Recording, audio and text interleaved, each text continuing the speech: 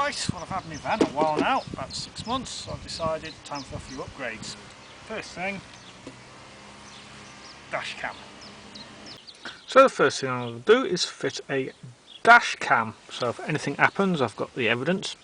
I do start work at daft times in the morning. I tend to start work at 1 in the morning and midnight and all the rest of it, and living down the country lanes you do tend to meet other people sneaking home from the pub, avoiding the main roads.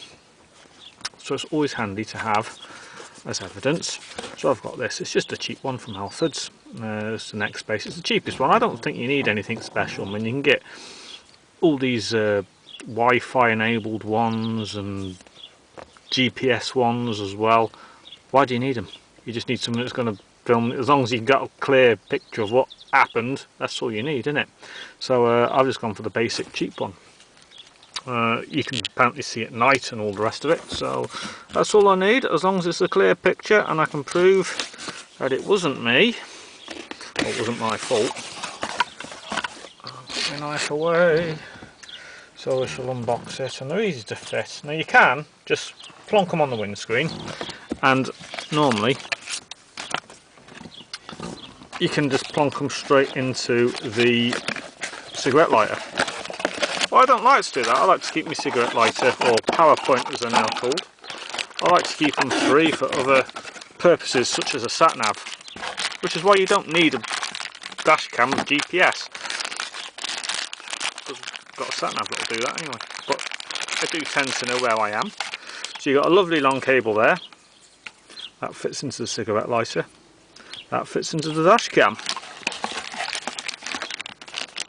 I don't know what the hell, that's for loading it to the computer, evidence, but you can just take the SIM card out if you've got a SIM card reader. Suction cup, and this, we shall unwrap him. Come here.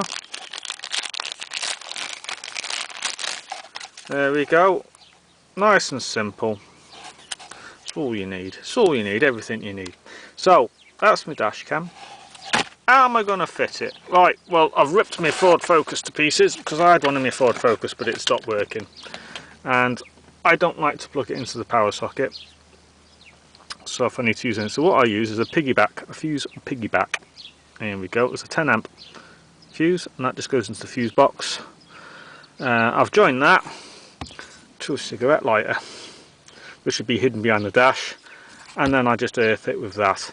Now you could just hardwire it to that without the need for the cigarette lighter, and that's how I most commonly see it done. They just cut the end off the lead and then just hardwire it. I can't reach the lead now without, so what some people do, they just chop that off, bunk, and then just hardwire that straight in. However, there's a problem with that, which is if it doesn't work and you need to take it back, they see that you've interfered and messed with it, then it's a lot more difficult to get your money back with this. I just buy a power socket from Halfords, it's only 3 or 4 quid, and just plug it straight in. I've not cut or done anything to the dash cam then, and I'm alright for my money back then, aren't I? Right, so this will go, so obviously that's, dash cam's going to go just up there. I can run the wire behind here and down here. Now there's a fuse box in the Ford Transit van just behind here. There we go. So what I'm going to do, there's the fuse box. I don't know if you can see it, the sun is really bright today. I don't know if you can see it, but there's the fuse box in the Ford Transit van. Pull him out. So I'm just going to pick a 10 amp fuse. I'll pull that, plug him into there, and then for the end that I need to earth, just a few screws there, so I could just earth him on that screw there. So there's my earth. Oh, bring him round here. So there's my earth. I can just unscrew that, plonk him in there, and it should be earthed. Oh, with this end going into the fuse box, and that should be my power sorted. Now the thing to do is I want a fuse that isn't on when the ignition's off, because otherwise I'm going to get a flat battery. So I've got to find a power source where I switch the ignition off, the power goes off with the fuse as well. When the engine's running and the ignition's on, I have power, and then it's hands-free, then I don't have to do anything. Right, here goes. So there we go, we have power to our little dash cam. Super easy, super easy. So there we go, that's my thing, that's the fuse that works, and that works when I switch the ignition on. When I switch the ignition off, the dash cam goes off. Just nice and easy, nice and simple, so I don't have to worry about it. It's just set up so I don't have to touch it. Don't know if you can see that, but I've earthed it to there. That's the best earth I could find. That one works, so that'll do me. I've just slotted it in.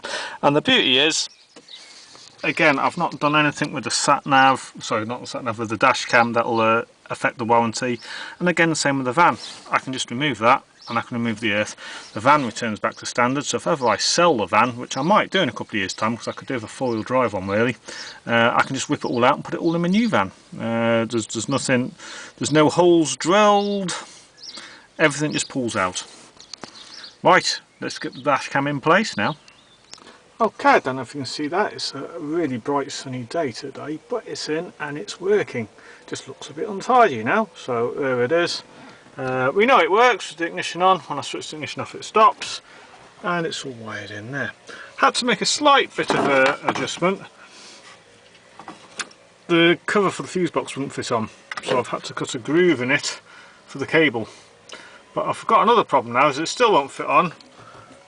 Because it sticks out a bit more than the other fuses, it won't fit on in there, so I'm going to have to cut that out as well. So when I said no modifications or anything else, I did lie a little bit. I did have to.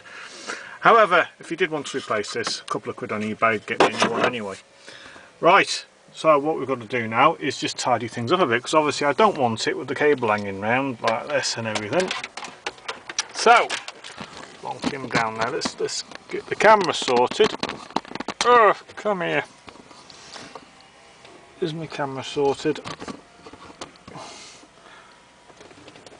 There we go. So what I'm simply going to do, that bit's a bit of a pain, is I'm just going to tuck him in behind here for starters.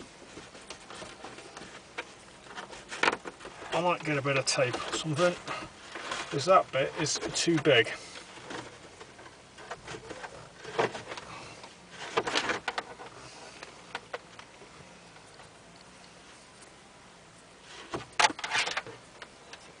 Actually, what I can do, I've made a discovery, I can do that. There we go, that's better. That's better. Right, tuck him in. We don't want the cable in sight, do we?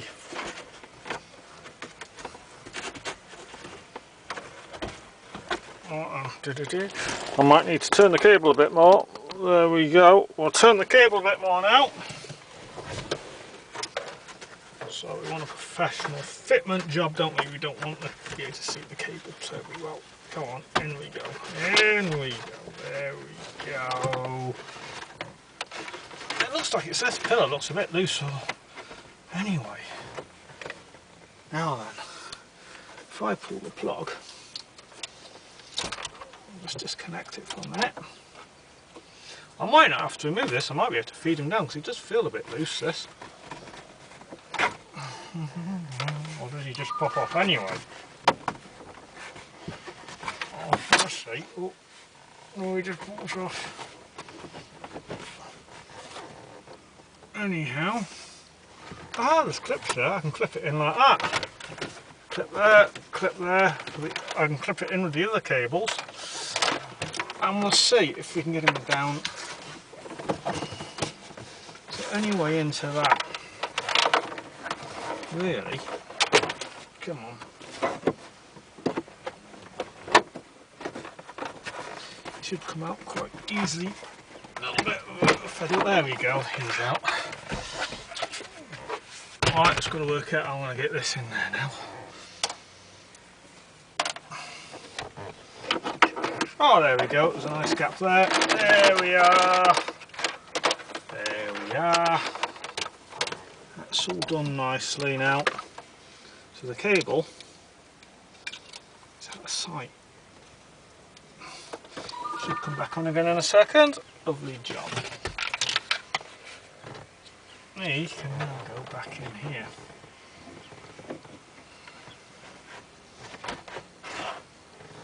So.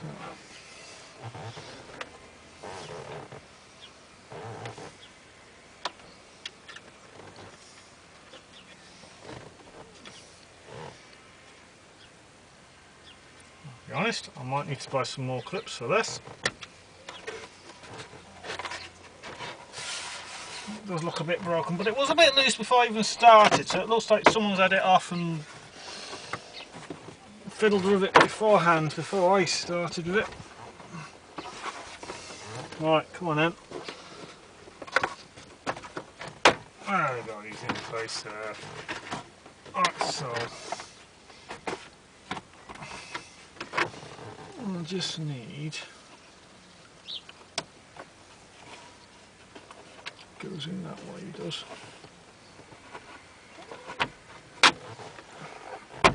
There we go. There, done. Right, can't fit that.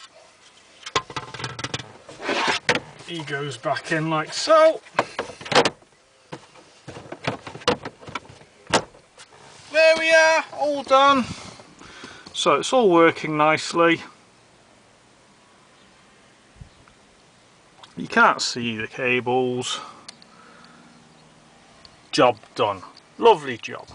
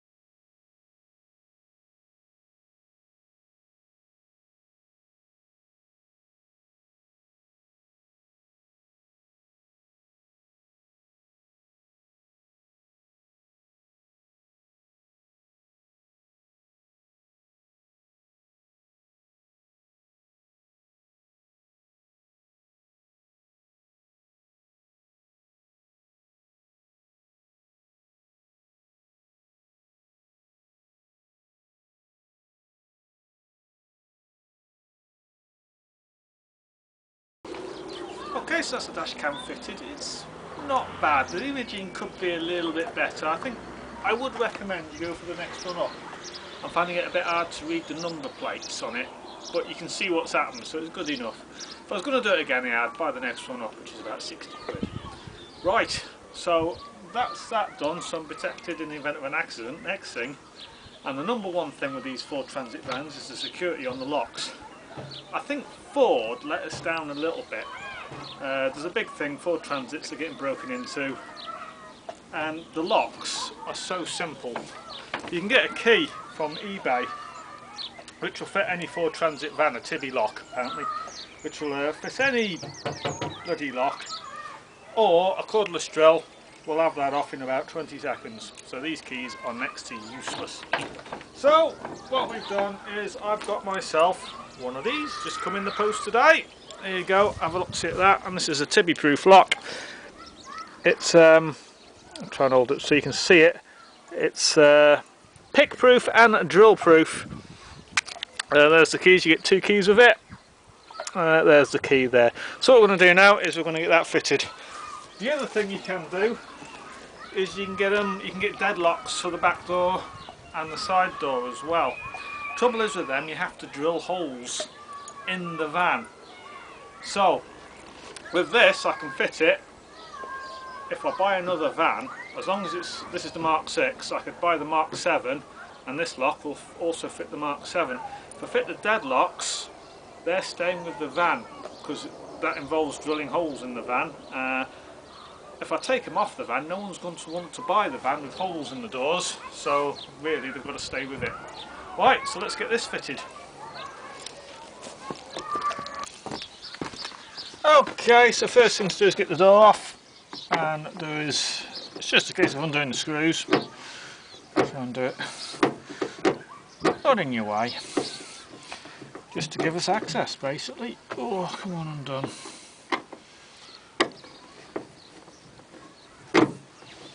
But to cut a long story short, 1, 2, 3, 4, 5. It's about 5 screws around the door. Just undo them. Oh, okay. Once that's done, this is all loose now. I can't show you. Okay, once that's done, this is released with a spring clip. I thought that middle comes out, but it doesn't. So just stick a screwdriver down. There's like a spring clip in there. It can be a bit fiddly. This is the first time I've done it.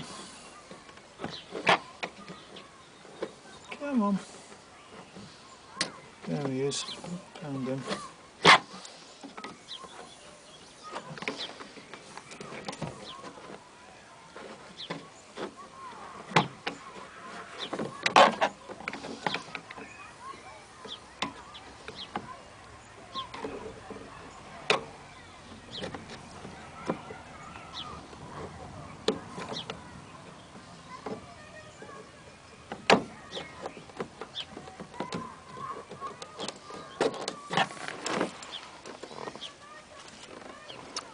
Okay, so there's a 2 screwdriver job. One to hold the spacer apart and one to get the clip. If I can do it. Right, so I'm going to use that one to prise him apart.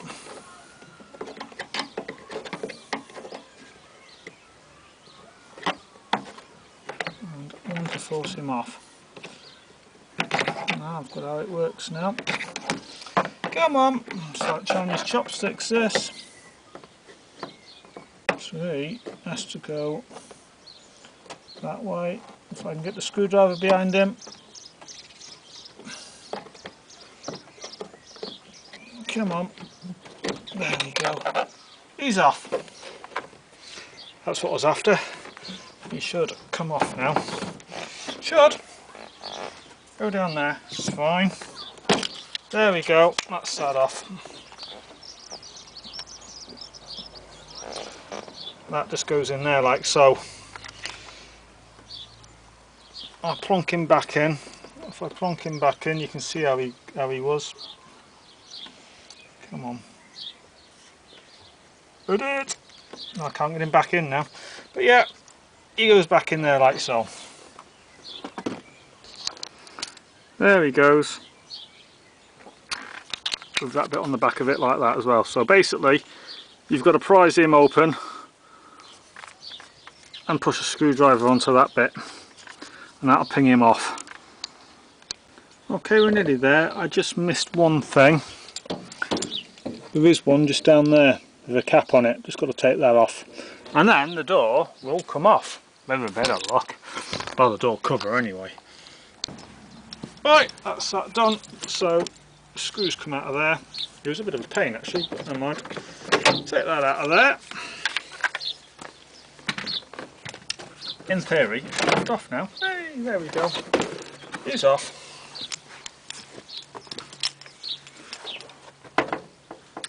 Judging by the fact this has been done, someone's been in here before, because normally this should be sealed. Someone else has been in there before. Okay, I don't know if you can see that. I've put my torch in there. There's a thing just there. I can see it. That just needs to be removed.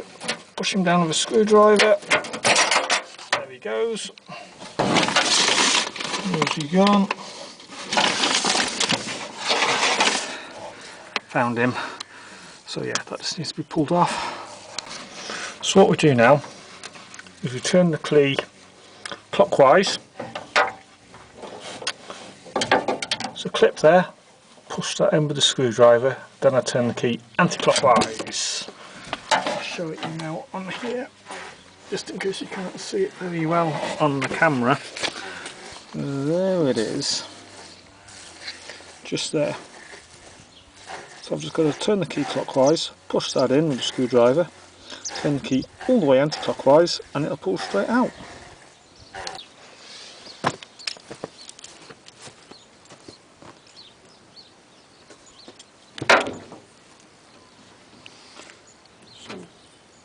Turn,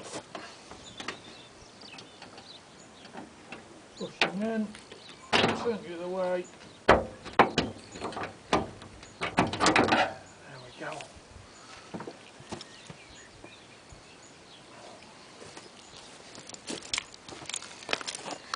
There we go, that's them side by side.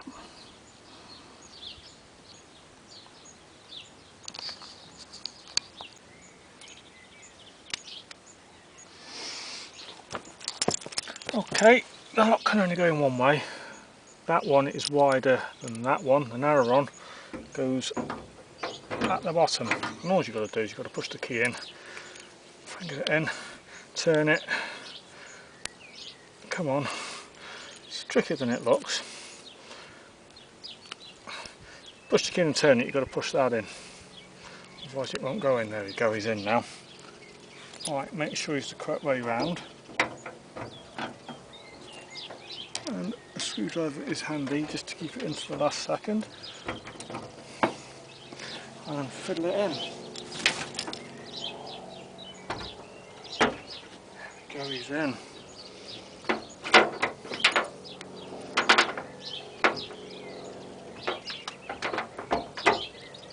In, sorted. Funny thing is, it is a bit loose. Oh, I've not put the collar on yet. So I'll put the collar on and then it should be nice and tight then. That'll be why that'll be why. Get him in.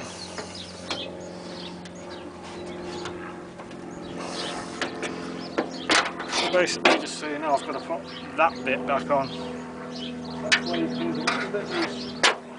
That's normal. Come on. Come on. Come on. You know you want him. He wants to go. He wants to go, but nothing ever goes, is it? There we go.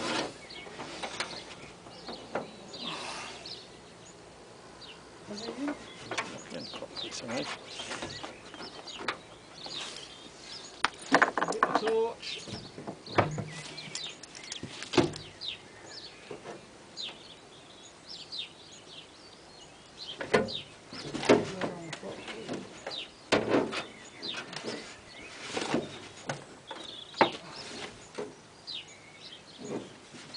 How's that on properly?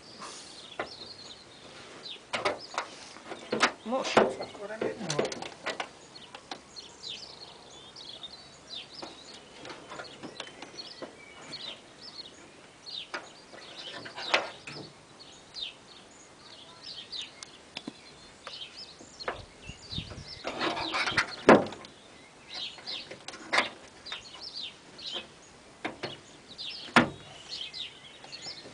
That's it.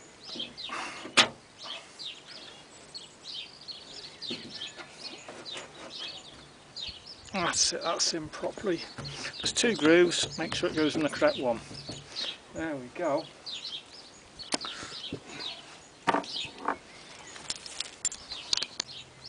So, make sure it works before I put everything back. So we'll close them, put the key in. That's it. He's locked. It's unlocked. Marvellous. So I shall have that key on the ignition for the door. Obviously I'm still staying with the same ignition. Just check. Everything still works. So I need this to start it, but I should still be able to lock it with this as well. That works. Yeah, that all works. We can hear the noises, can't we? Yeah, all good. Right, just in case I put the door trim back now. Quick pointer as well. I'll put a link for where I got the lock from on the page description as well. But also, it does come with instructions. You get a full page, and it's dead easy. I mean, I used the manual as well to get the old one out, but it's really simple. I had a bit of a problem getting the old one out. It was a bit seized. That's WD-40 and everything. But yeah, instructions come with it. And a link as to where you can get the lock from is in the description. Not a biggie, but I got a bit sick of my Maglite torch rolling around the place. So I just put a little clip in there. And that's where my torch lives now. So that every time I hit the brakes or go around the corner, it used to roll here, there and everywhere, and there was nowhere to put it. So that's another little thing done. There we go. All that's left for me to do is put a key on here, so that will start the van in the ignition, and that does the door basically. So it's anti-pick, anti-drill. I think Ford have let us down a little bit, because this issue of locks has been going for a long time. And even the brand new Ford Transit van, although they have improved the ignition a tiny bit, they're still fairly easy to nick. So it's like Ford, they make damn good vans, and I do like your vans, Ford, but if you're listening, there's a bit of a cheek really. You expect us to buy your vans, but you don't give a toss if we get all our tools nicked out the back of it. So unfortunately we do have to take matters into our own hands by doing this. Again, you can get deadlocks for the back, which I would like. Problem is, like I say, I'd like to upgrade to a 4-wheel drive van, so that can come out with me. I'll put that somewhere safe, so if I sell this van I can just take that lock with me, because that will fit the Mark 7 van as well. With the back, easy thing to do is reverse it really close up to a brick wall or something, or a fence, and then they can't get the back door open anyway. Side door, again, I mean, I suppose the only thing to do is, if possible, park it as close as you can to something. So say if you could park it in a corner with the back door against the brick wall and the side of the van against the brick wall, that's the only other way of doing it. Other than that, it's deadlocks, and so you do have to drill holes in the van for that. And if I do that, then the locks are going to have to go with the van, because no one's going to want to buy the van if it's got holes all over it, are they? So it'd be bye locks when I sell the van. So I might hold off for them for a little while. I don't tend to keep expensive stuff in the van anyway. Most of the time it's empty, but occasionally I do move expensive stuff, and I might have to pop into services, get myself a cup of tea or something. And thieves do operate in the services, and I don't want to come back find my van opened. I carry stuff like my motorbike and stuff like that, so obviously I don't want my motorbike going. So that's that. Right, so that's 3 things done. I've got my dash cam, I've mounted my torch, and I have now got anti-pick, anti-theft, anti-drill lock. All I've got to do now is ring up the insurance company and tell them what I've done. Bit of luck, it'll knock a bit off, hopefully. Well, I had to make a little modification to my van, but it's worth it because there's extra 50 horsepower now and it corners better. Right, thanks for watching, and I shall post another video soon. Bye bye!